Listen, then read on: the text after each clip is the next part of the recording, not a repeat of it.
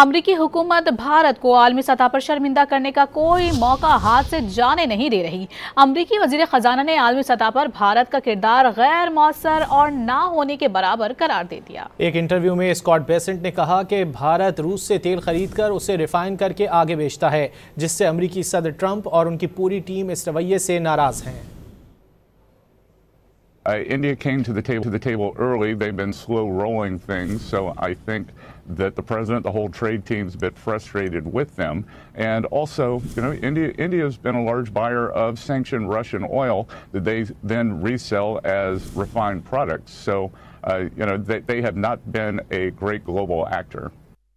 India came to the table early. They've been slow rolling things, so I think that the president, the whole trade team's a bit frustrated with them.